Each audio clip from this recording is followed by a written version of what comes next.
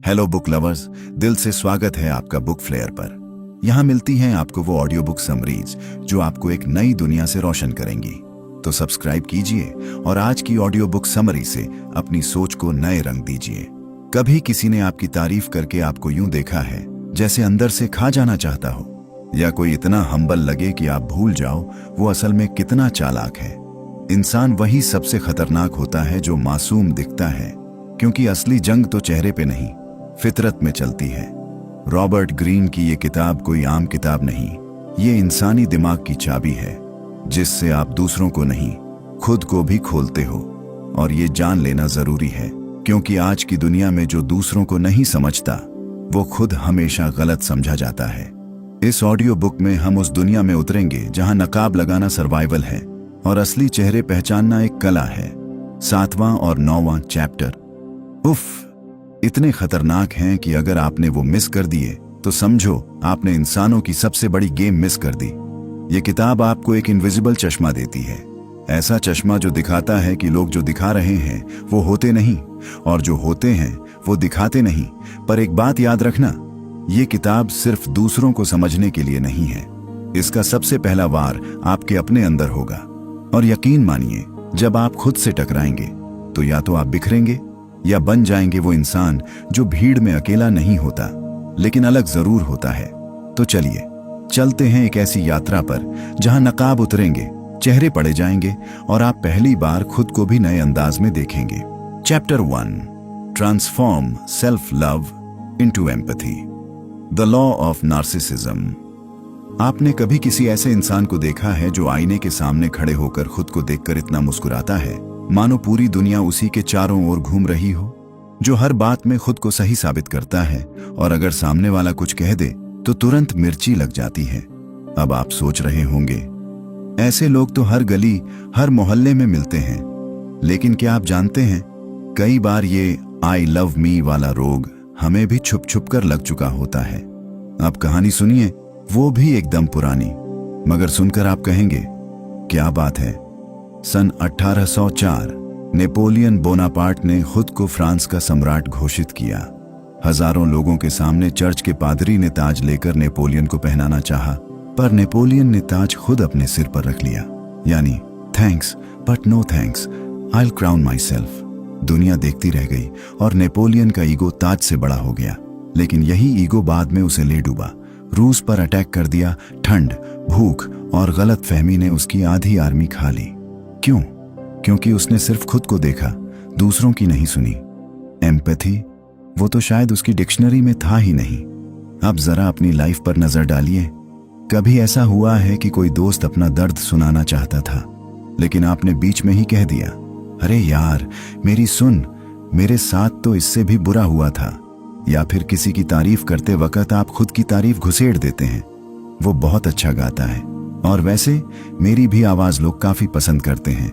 ये जो सटल मैं भी वाली आदत है ना, यही असली नार्सिसिज्म की चुपचाप एंट्री होती है। ऐसा नहीं कि आप बुरे हैं, पर अगर ध्यान ना दिया जाए तो धीरे धीरे एम्पैथी का गला घोंट देती है ये आदत। अब सवाल ये उठता है, इससे निकला कैसे जाए। देखिए, जब बच्चा छोटा होता है तो खुद से प्यार करना जरूरी होता है। मैं अच्छा हूं, मैं कर सकता हूं, ये सेल्फ लव उसकी ग्रोथ के लिए जरूरी है। लेकिन जब यही सेल्फ लव इतना बढ़ जाए कि वो दूसरों को देखना ही बंद कर दे, तो वो इंसान दूसरों की भावनाओं को कुचलता हुआ चलने लगता है। और हाँ, फिर उसे लगता है लोग मेरे जैसे क्यों नहीं सोचते। एम्पैथी यानी किसी और के जूते पहनकर चलना। अरे नहीं, लिटरल जूते नहीं, मेटाफोरिकल, यानी सामने वाला कैसा सोचता है, कैसा महसूस करता है, उसे समझने की कोशिश करना। अगर आपके सामने कोई रो रहा हो और आप कहें यार मत रो, देखो मैं तो कितना खुश हूं, तो क्या वो इंसान और हंसेगा या आपको देखकर और ज्यादा रो देगा? सीधी सी बात है, जब हम दूसरों के दर्द में बस अपनी खुशी ठूंसते हैं तो हम कनेक्ट नहीं कर पाते, और ऐसा इंसान धीरे धीरे अकेला हो जाता है। बिल्कुल वैसे जैसे मोबाइल में नेटवर्क तो है लेकिन सिग्नल नहीं। आपके आसपास कोई ऐसा है जो हर बार ग्रुप फोटो में बस खुद को क्रॉप करके स्टोरी डालता है, बाकी सबकी शक्लें उड़ा देता है, या कोई ऐसा जो हर बार ग्रुप चैट में बस अपनी सेल्फीज भेजता है। यही वो सब्टल नार्सिसिज्म है जो आजकल रील्स और फिल्टर्स में घुस घुस के बैठा है। पर अब ट्विस्ट ये है, इस ईगो के जंगल से बाहर निकलने का रास्ता है एम्पैथी। जब आप खुद को थोड़ा कम देखें और सामने वाले को थोड़ा ज्यादा, जब आप अपनी तारीफ से ज्यादा दूसरों की सुने, जब आप मुझे क्या चाहिए से पहले सोचें उसे क्या महसूस हो रहा है, तब असली कनेक्शन बनता है। और कनेक्शन ही है वो चीज जो इंसान को इंसान बनाती है। किसी ने कहा था, to be interesting be interested, यानी अगर आप दूसरों में जेन्युइनली इंटरेस्ट लेते हैं तो आप खुद इंटरेस्टिंग बन जाते हैं। तो अगली बार जब कोई आपको अपनी कहानी सुनाए तो बीच में मैं भी घुस्साने की बजाय जरा कान खोलकर सुनिए। जवाब देने से पहले महसूस कीजिए, यही है एम्पैथी का पहला स्टेप। और अब आखिरी बात, दिल से। आप अगर खुद से सच्चा प्यार करते हैं तो दूसरों के दर्द से भी डरिए मत, क्योंकि जो इंसान दूसरों के आंसुओं को समझता है वही इंसान सबसे ज्यादा ताकतवर होता है और सबसे याद किया जाने वाला भी। तो चलिए अब दिल, दिमाग और एम्पैथी को एक साथ लेकर बढ़ते हैं उस चैप्टर की तरफ जहां दुनिया मास्क पहनकर घूमेंगी लेकिन आप देख पाएंगे असली चेहरा।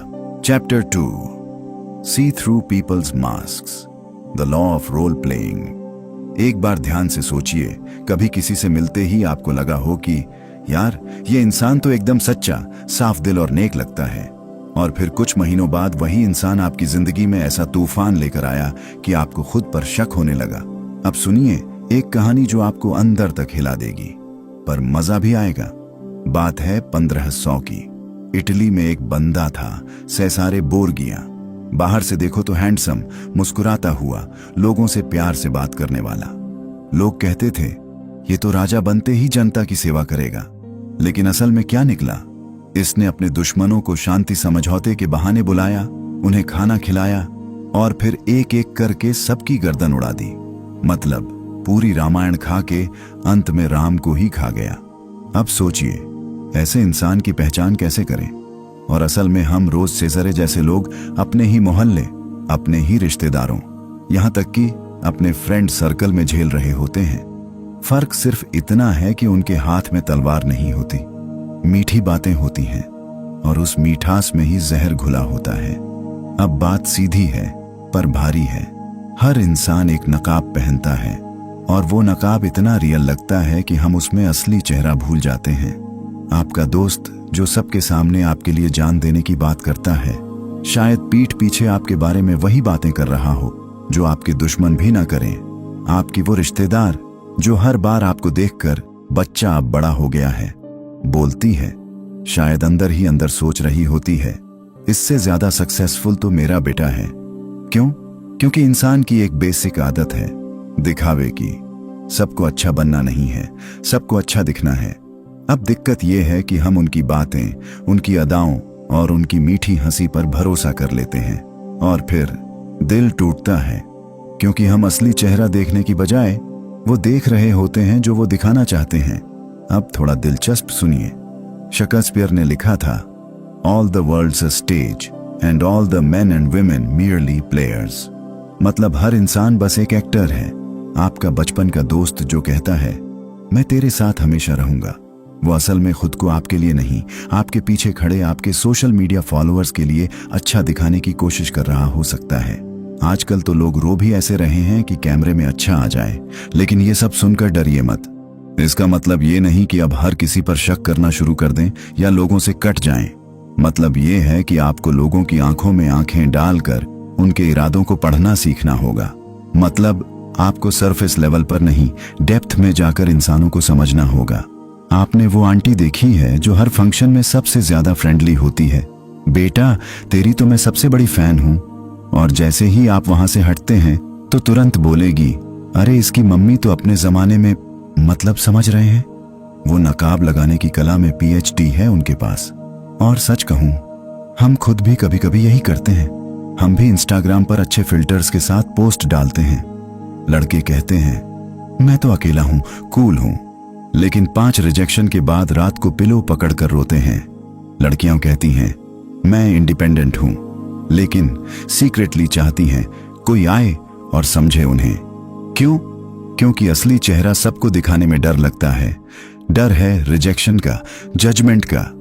लेकिन अगर आप सामने वाले का डर समझ जाएंगे, उनका नकाब क्यों है ये जान जाएंगे, तब आप खुद को बचा भी पाएंगे और दूसरों को समझ भी पाएंगे। अब आप सोच रहे होंगे, ठीक है, समझ में आ गया, नकाब होते हैं, पर इन्हें पहचाने कैसे?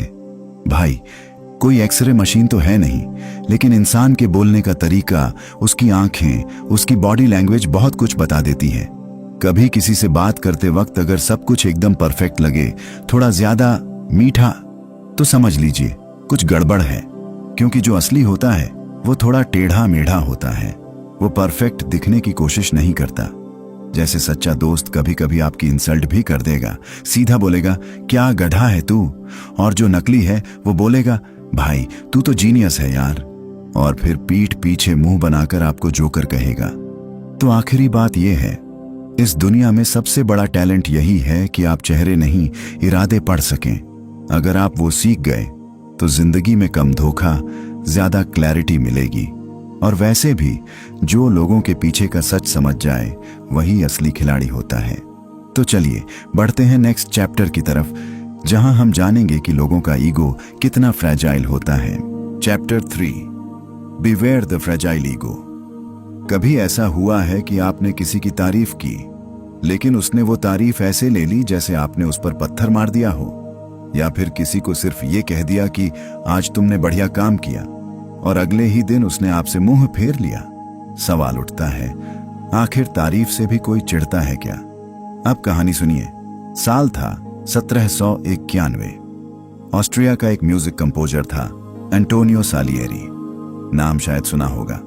और उसी के द्वार में एक दूसरा नाम उभरा, वोल्फगैंग अमाडेउस मोसार्ट। मोसार्ट जिसने अपनी उम्र से ज्यादा टैलेंट दुनिया के सामने परोस दिया। सालियरी बहुत बड़ा नाम था, लेकिन मोसार्ट का टैलेंट देखकर उसका दिल अंदर ही अंदर घुलने लगा। बाहर से सालियरी मुस्कुराता था, मोजार्ट की तारीफ करता था, पर अंदर से वो हर रोज जलता था। इतना कि वो यही सोचता रहता, क्यों इसे वो सब मिला जो मैं डिजर्व करता हूं। और फिर धीरे धीरे वो मोजार्ट को नीचे गिराने की चालें चलने लगा। अब सोचिए, वो आदमी जिसकी खुद की पहचान थी, इज्जत थी, टैलेंट था, वो भी किसी और की चमक से अंधा हो गया। और यही तो होता है, जब इंसान का ईगो नाजुक होता है तो तारीफ भी ताना लगने लगती है। आपने कई बार देखा होगा, जब आप किसी अपने की तरक्की की बात करते हैं तो कोई सामने वाला अचानक चुप हो जाता है, मुस्कुराना बंद कर देता है या बात घुमा देता है। अरे वाह, तेरे भाई को नई बाइक मिल गई? हाँ, अच्छा है, चलो बढ़िया है, वैसे मेरी पुरानी वाली भी काफी तेज है। यही है अंदर का जहर, ईर्ष्या। ये वो चीज है जो दिखती नहीं, पर अंदर बहुत कुछ तोड़ देती है। और मजे की बात यह है कि जिसके अंदर होती है उसे खुद भी नहीं पता चलता। लेकिन क्यों किसी और की कामयाबी हमारी कमजोरी बन जाती है? क्योंकि हम में से ज्यादातर लोगों का ईगो रुई से भी ज्यादा नाजुक होता है। थोड़ा सा दबाव आया नहीं कि अंदर ही अंदर गड़बड़ शुरू हो जाती है। अब मान लीजिए आपकी कोई दोस्ती है बड़ी गहरी। एक दिन आप सोशल मीडिया पर कोई बड़ी जीत शेयर करते हैं, जैसे फाइनली मेरी फ्रीलांसिंग से पहली कमाई, और सामने से कोई कमेंट ही नहीं करता। क्यों? क्योंकि आपने कुछ हासिल कर लिया जो वो अभी तक नहीं कर पाए, और उनका ईगो उस चीज को स्वीकार नहीं कर पाता। वो सोचते हैं इसने कर लिया, मैं क्यों नहीं कर पाया। और यहां से शुरुआत होती है कंपैरिजन, कंपटीशन, और फिर अंदर ही अंदर जलन। ये कोई नई बात नहीं है। इतिहास ऐसे लोगों से भरा पड़ा है जो दूसरों की कामयाबी से डर गए, चिढ़ गए और फिर उन्हें मिटाने में लग गए। चाहे जूलियस सीजर का मर्डर हो, चाहे टेस्ला का आइडियाज चुराया जाना हो, जड़ में हमेशा एक ही चीज होती है, इंसान का फ्रेजाइल ईगो। और आपको ये समझना जरूरी है, हर कोई आपके अच्छे वक्त में खुश नहीं होता। तो अब सवाल ये है, क्या आप भी कभी किसी की खुशी देखकर चुप हो जाते हैं? क्या आपके चेहरे पर मुस्कान के पीछे थोड़ी सी खींच छुपी होती है? अगर हां, तो रुकिए, क्योंकि ईर्ष्या एक ऐसी आग है जो पहले खुद को जलाती है। दूसरों को नुकसान बाद में होता है, पहले आप अपनी ही खुशी की बुनियाद खो देते हैं। लेकिन इससे बाहर निकलने का एक ही तरीका है, खुद की तुलना सिर्फ खुद से कीजिए। अगर किसी की तरक्की आपको चुभ रही है तो वो आपकी कमजोरी नहीं, आपकी दिशा दिखा रही है। मतलब ये नहीं कि आप गिलास फेंक दो, बल्कि ये सोचो कि आपके हाथ में पानी कब आएगा। क्योंकि जो लोग दूसरों की रोशनी से डरते हैं वो अपनी लौ बुझा लेते हैं। तो अगली बार जब कोई आपके सामने चमके, मुस्कुराए, कुछ अच्छा करे, ताली बजाइए, क्योंकि हो सकता है कल आपकी बारी हो। और सबसे जरूरी बात, जब आप खुद सफल हों तो सजग रहिए, क्योंकि सबसे ज्यादा वार वही लोग करते हैं जो मुस्कुराकर गले लगाते हैं लेकिन अंदर से कहते हैं इसका क्या ही है। तो याद रखिए, हर मुस्कान में भरोसा मत कीजिए, लेकिन हर जलन को दिल से मत लगाइए, क्योंकि किसी और की ईर्ष्या का जवाब आप अपनी ऊर्जा से नहीं, अपनी दूरी से दीजिए। तो चलिए बढ़ते हैं नेक्स्ट चैप्टर की तरफ, जहां हम जानेंगे वो कौन सी सीमा है जिसे पार करते ही इंसान अपने ही भ्रम में डूबने लगता है। Chapter 4, know your limits. कभी आपने सोचा है कि वो लोग जो अचानक सब कुछ छोड़कर पहाड़ों में मेडिटेशन करने चले जाते हैं, या कोई जिनका कहना है मुझे कुछ भी आता है, बस मौका चाहिए, आखिर उनके साथ दिक्कत क्या है? नहीं, चलिए एक कहानी सुनाता हूं जो हो सकता है आपको अपने किसी दोस्त, रिश्तेदार या खुद अपने बारे में सोचने पर मजबूर कर दे। साल 1919। एक आदमी जिसने बचपन में पेंटिंग का सपना देखा था, उसने एक बार फिर वियना की आर्ट स्कूल में अप्लाई किया, लेकिन दोबारा रिजेक्ट कर दिया गया। फिर उसने सोचा शायद मैं आर्ट के लिए नहीं बना, मैं दुनिया बदलने के लिए बना हूं। अब तक उसका अंदर का मैं कुछ भी कर सकता हूं वाला भूत पूरा जोर मार रहा था। और कुछ ही सालों में वही आदमी पूरी दुनिया के लिए एक तबाही बन गया। उसका नाम था अडोल्फ हिटलर। अब बात यह नहीं है कि जो लोग बड़े बड़े सपने देखते हैं वो सब खतरनाक बन जाते हैं, नहीं। लेकिन अगर सपने देखना और हकीकत समझना ये दोनों अलग अलग ध्रुव बन जाएं तो तबाही तय है। यही तो दिक्कत है जब इंसान अपने अंदर की ग्रैंड फिल्म चलाता रहता है, मैं स्पेशल हूं, मुझे समझने वाला कोई नहीं। और फिर जब जमीन खिसकती है ना, तो आसमान भी दुश्मन लगने लगता है। अब थोड़ा अपने पास लौटते हैं। आपने कभी किसी दोस्त को देखा है जो हर बार गेम खेलते हुए कहता है भाई अगर मेरी फुल ताकत लग जाए तो कोई नहीं जीत सकता, लेकिन जब हारता है तो कहता है मूड नहीं था यार, वरना।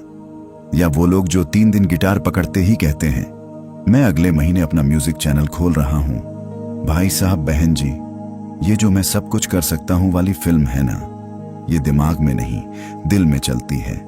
और जब ये बिना डायरेक्शन के दौड़ती है तो हादसे होते हैं। अंदर से हम सब में एक हीरो बैठा होता है, पर दिक्कत तब होती है जब हम सोचते हैं कि दुनिया का सेंटर हम ही हैं। इसका मतलब ये नहीं कि आप सपने देखना छोड़ दें, बिल्कुल नहीं, लेकिन सपने वही जो जमीन पर टिके हों। जैसे एक किसान को पता है कि बीज बोने के बाद फसल एक दिन में नहीं आती, वैसे ही आपको भी समझना होगा कि हर चीज में लिमिट होती है। अब एक और मजेदार बात बताता हूं। दुनिया के सबसे बड़े इंजीनियर निकोला टेस्ला, जो भविष्य देख लेते थे, उन्होंने खुद लिखा था मैं नहीं सोचता हूं कि आप बहुत सारे महान आविष्कारों का नाम दे सकते हैं जिन्हें शादीशुदा पुरुषों ने बनाया है। यानी उन्हें लगता था कि शादीशुदा आदमी इन्वेंशन नहीं कर सकता। भाई, टेस्ला का दिमाग तो बेशक तेज था, लेकिन वो भी कभी कभी अपनी सुपर पावर में इतना खो जाता था कि रियलिटी से कट जाता था। असल में इस चैप्टर की सबसे बड़ी बात यह है, जब आप खुद को हद से ज्यादा स्पेशल मानने लगते हैं तब आप सीखना बंद कर देते हैं। और जहां सीखना बंद वहां ग्रोथ बंद, और जहां ग्रोथ बंद वहां धीरे धीरे आप खुद की ही बनाई गई फिल्म में अकेले रह जाते हैं। हर किसी के अंदर एक आवाज होती है जो कहती है आप कुछ अलग हैं, और वो सच भी है। लेकिन अगर आप उस अलगपन को साबित करने के लिए शॉर्टकट्स लेने लगें या हर जगह खुद को भगवान समझने लगें तो गिरना तय है। जरा सोचिए, अगर कोई बच्चा पहली बार साइकिल चलाना सीख रहा हो और बोले मैं तो नेक्स्ट टूर दे फ्रांस जीतूंगा, तो आप क्या करेंगे? हंसेंगे, प्यार से समझाएंगे और कहेंगे पहले बैलेंस बनाना सीख ले बेटा। बस वही बात हमें खुद से भी कहनी है। एक दिन में चांद नहीं मिला था किसी को, और जो लोग अपने आप को सूरज समझकर निकले थे उनका हाल आपने इतिहास में पढ़ ही लिया होगा। तो याद रखिए, ग्रोथ वो नहीं जो आपको दिखे, ग्रोथ वो है जो अंदर से धीरे धीरे आपके सोचने, समझने और गिरने उठने के सफर से निकले। अब अगली बार जब आपके अंदर का मैं सबसे स्पेशल हूं वाला किरदार बोले तो उससे पूछिए, भाई स्पेशल तो ठीक है, लेकिन सीखा क्या है अब तक? क्योंकि असली हीरो वो होता है जो अपनी ताकत से ज्यादा अपनी लिमिट्स को समझता है।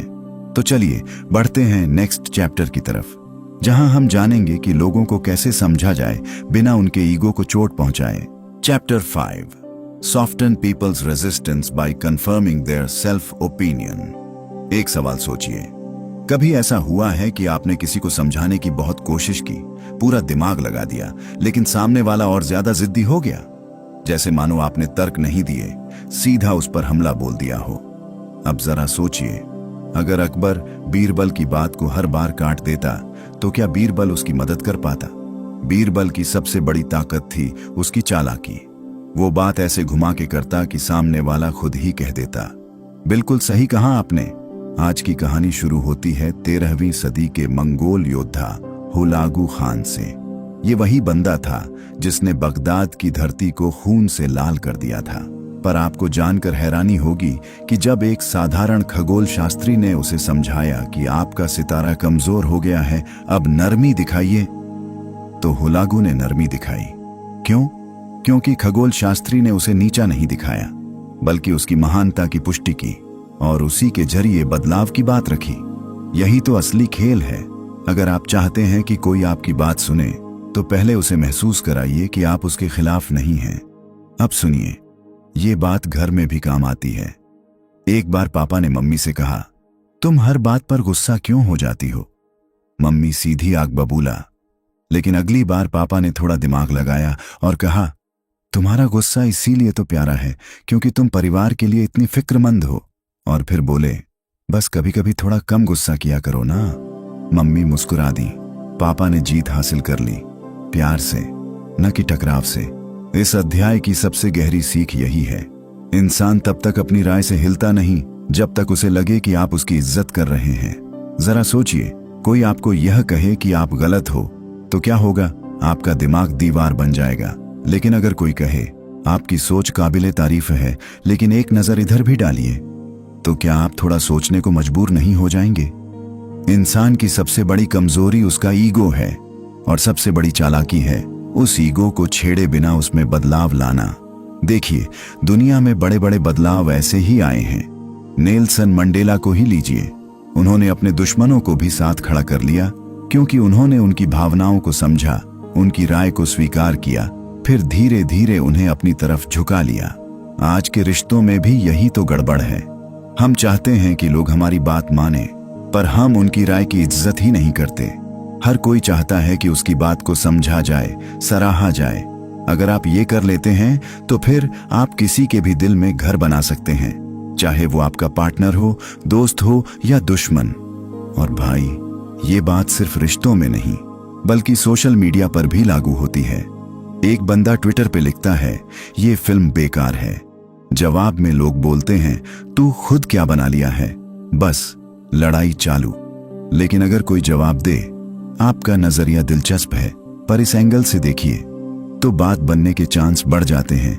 मतलब सीधा सा है, अगर आप लोगों के दिल की दरवाजा खटखटाना चाहते हैं तो पहले उनकी ईगो की चाबी ढूंढिए, और वो चाबी है उनकी राय की इज्जत करना, उन्हें महसूस कराना कि वो खास हैं। यही वजह है कि बड़े लीडर्स या अच्छे दोस्त कभी सीधा हमला नहीं करते। वो आपकी सोच के साथ चलते हैं, फिर उसमें धीरे धीरे एक नई राह खोलते हैं।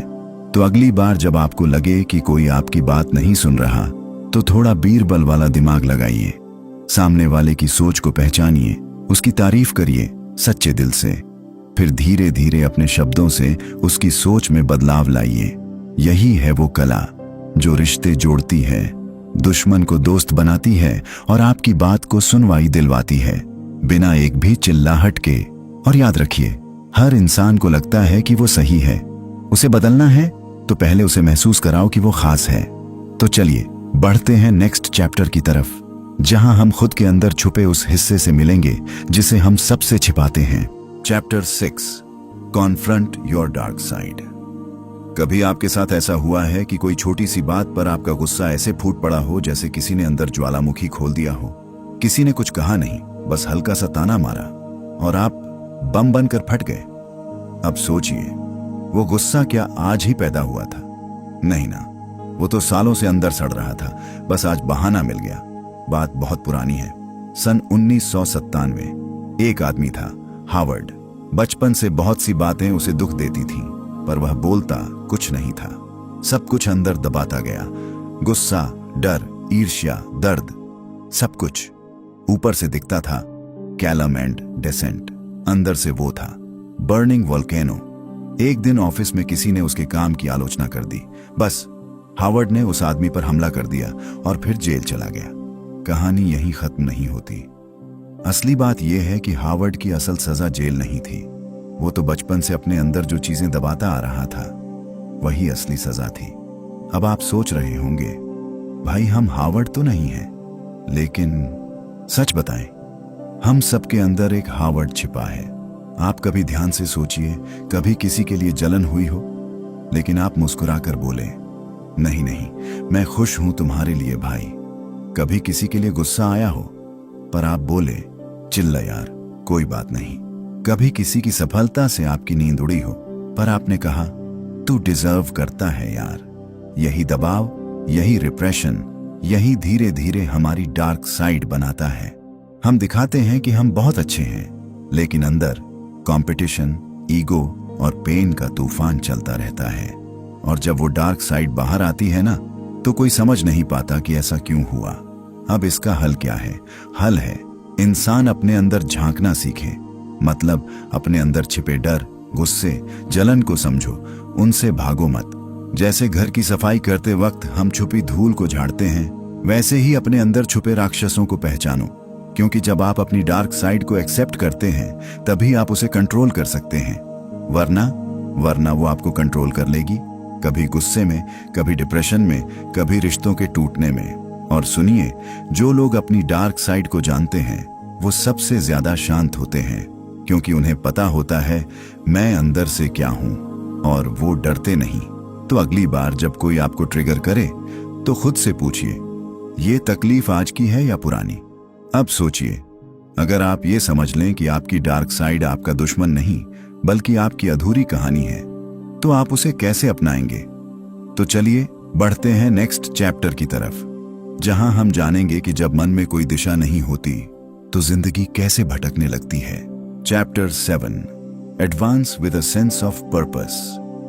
सोचिए, आप सुबह रेलवे स्टेशन के प्लेटफॉर्म पर खड़े हैं, ट्रेनों की सीटी चीख रही है और आपके हाथ में कोई टिकट नहीं।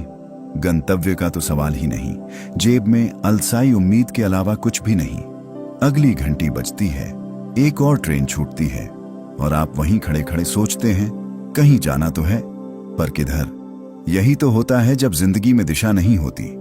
और यकीन मानिए, ऐसे ही प्लेटफॉर्म पर करोड़ों लोग खड़े हैं। ट्रेनें निकल रही हैं, स्टेशन शोर से भरा है, पर कदम जड़ है। अब कहानी सुनिए 1911 की। बर्फ से ढके अंटार्कटिका में 2 दल दौड़ रहे थे, धरती के सबसे दक्षिणी छोर पर झंडा गाड़ने। एक था अमंडसन, दूसरे थे स्कॉट और उनके साथी। अमंडसन हर किलोमीटर का नक्शा, हर दिन का तापमान, हर कुत्ते की कैलोरी तक गिनकर चला। लक्ष्य साफ, रास्ता बारीक। स्कॉट ने सोचा, पहुंच तो जाना है, चलते चलो। नतीजा, अमंडसन झंडा फहराकर सुरक्षित लौटा, स्कॉट बर्फ में खो गया। फर्क सिर्फ इतना कि एक के पास उद्देश्य था, दूसरे के पास बस उत्साह। उत्साह बिना नक्शे के खुशफहमी है, जो बर्फीली हवाओं में दम तोड़ देती है। अब जरा आज की तरफ लौटते हैं। आपने नोटिस किया होगा, जब मोबाइल का इंटरनेट स्लो होता है, आपको गुस्सा आता है, पर फिर भी आप रील दर रील स्क्रॉल करते रह जाते हैं। इतना समय बहा देने के बाद दिमाग पूछता है, क्या हासिल हुआ? और जवाब मिलता है, पता नहीं, बस टाइम पास। यही एमलेसनेस है। ऊर्जा तो जाती है, मंजिल नहीं दिखती। एक छोटा सा देसी किस्सा। गांव का लड़का मोहन शहर आया था इंजीनियर बनने। हॉस्टल में दोस्त मिले, शाम को स्ट्रीट फूड, रात को सीरीज, सुबह नींद। सेमेस्टर के अंत में नंबर ऐसे आए कि माँ ने फोन पर पूछा, बेटा डिग्री कब लेगा? मोहन बोला, माँ कुल्हड़ वाली चाय बहुत बढ़िया बनाना सीख गया हूं। मकसद बहक गया तो मेहनत भी मकान नहीं, चाय स्टॉल बन गई। अच्छा, अब ठाका लगाने वाली बात।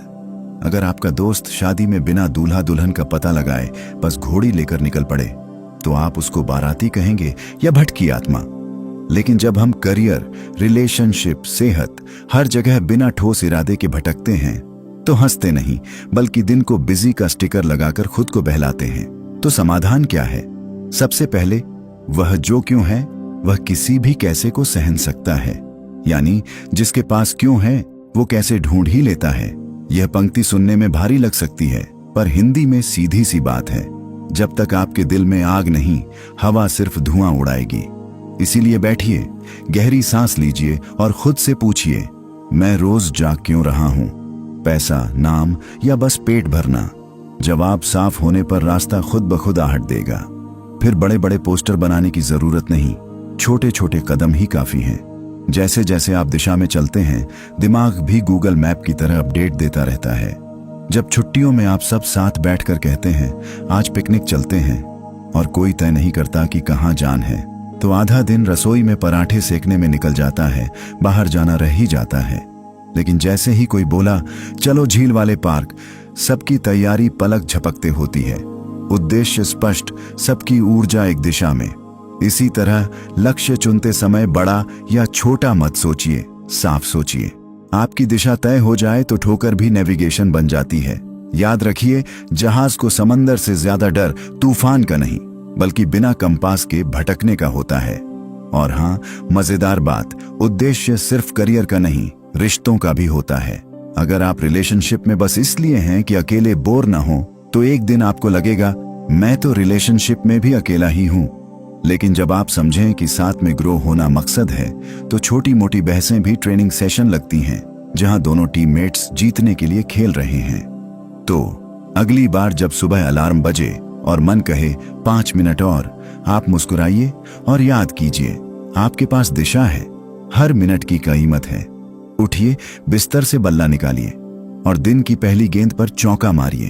तो चलिए बढ़ते हैं नेक्स्ट चैप्टर की तरफ, जहां हम परत दर परत समझेंगे कि जो लोग आपको मीठी मुस्कान से गले लगाते हैं उनके दिल में कहीं कोई छुपा हुआ भाला तो नहीं। Chapter 8, see the hostility behind the friendly facade. कभी सोचा है कि जो लोग सबसे ज्यादा मीठी बातें करते हैं वही कभी कभी सबसे ज्यादा चुभने वाले होते हैं। जैसे वो दोस्त जो हर बार आपकी तारीफ करता है, लेकिन जब आप पीठ मोड़ते हैं तो वही सबसे पहले आपका मजाक उड़ाता है। या वो रिश्तेदार जो हर शादी में सबसे ज्यादा मिठाई खिलाता है लेकिन घर आकर सबसे ज्यादा बुराई करता है। अब एक कहानी सुनिए।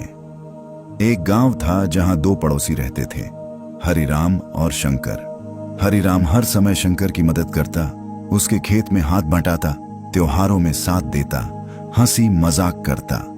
लेकिन एक दिन शंकर की मां बीमार पड़ गई और उसे मदद की सख्त जरूरत थी।